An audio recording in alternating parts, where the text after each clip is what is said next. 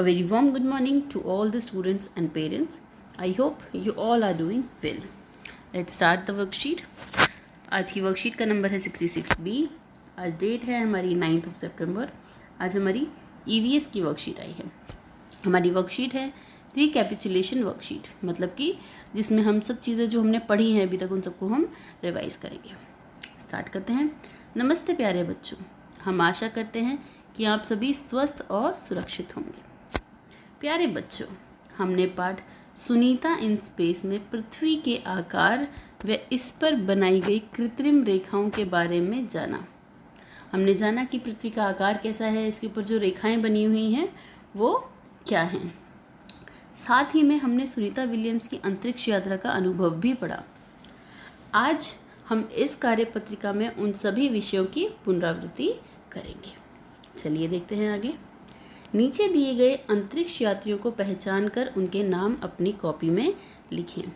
बच्चों, सबसे पहले कौन है? इन्हें तो हम सभी जानते हैं. ये हैं कल्पना चावला. इसके बाद बच्चों ये कौन है? ये हैं राकेश शर्मा. ये इन सब ने बच्चों अंतरिक्ष की यात्रा की है. इसके बाद हैं सुनीता विलियम्स.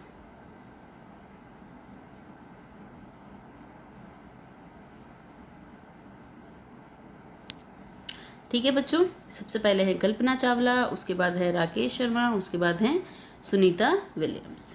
चलिए अब नीचे कुछ प्रश्न दिए हैं, उनकी बात करते हैं. ध्रुवों पर पृथ्वी कैसी है?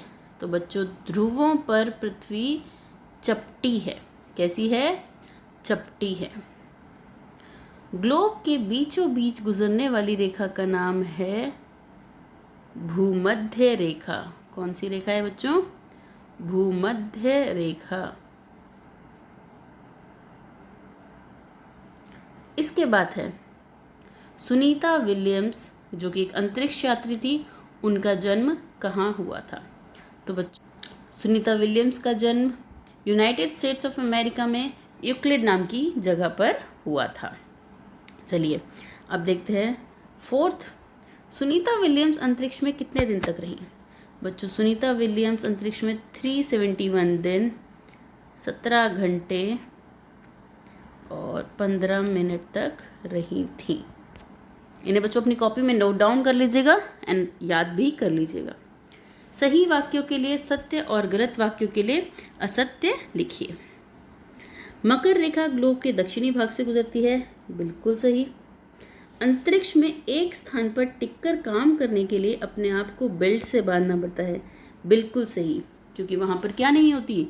ग्रेविटेशनल फोर्स नहीं होती, जिसे हम गुरुत्वाकर्षण भी बोलते हैं. वो अंतरिक्ष में नहीं होती. अंतरिक्ष यात्री बनने से पहले सुनीता विलियम्स अध्यापिका बनना चाहती थी. बिल्कुल सही.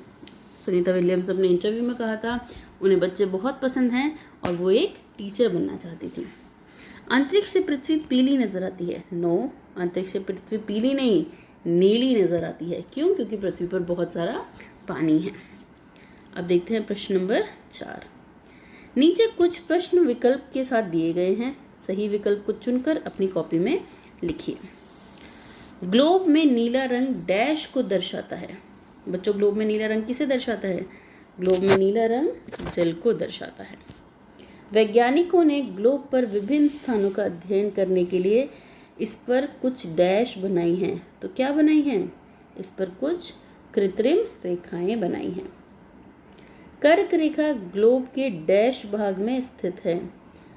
कर्क रेखा ग्लोब के उत्तरी भाग में स्थित है.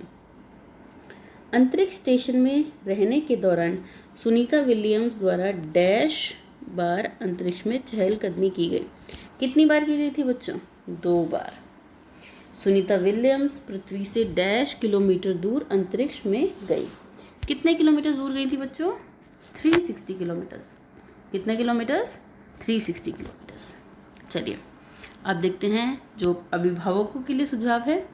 रात के समय बच्चों को छत पर या खुले आसमान के नीचे लेकर जाएं और आसमान में दिखने वाले चांद, सूरज और तारे इत्यादि के बारे में बच्चों से चर्चा करें. उनसे खुलकर इस बारे में बात करें कि ये जो चाँद, सूरज, तारे हैं ये एक्चुअली हमें क्यों दिखाई देते हैं, तारे हमें रात में ही क्यों दिखाई देते हैं, और सूरज की, चाँद की जो रोशनी है वो एक्चुअली सूरज के रिफ्लेक्शन की वजह से है, और सूरज चाँद के साइज़ के बारे में भी आप बच्चों से बात कर सकते हैं। अब है हमारा कोविड-19 के दौरान एप्रोप्रिएट बिहेवियर। हमें कम से कम 6 फीट या फिर 2 यार्ड्स का फिज़िकल डिस्टेंस मेंटेन रखना है। बच्चों, अगर आपको आज की वर्कशीट में कोई भी कन्फ्यूजन है तो आप प्लीज़ अपने डाउट्स ज़रूर क्लियर करें। अपना ध्यान रखें और सुरक्षित रहें। धन्यवाद।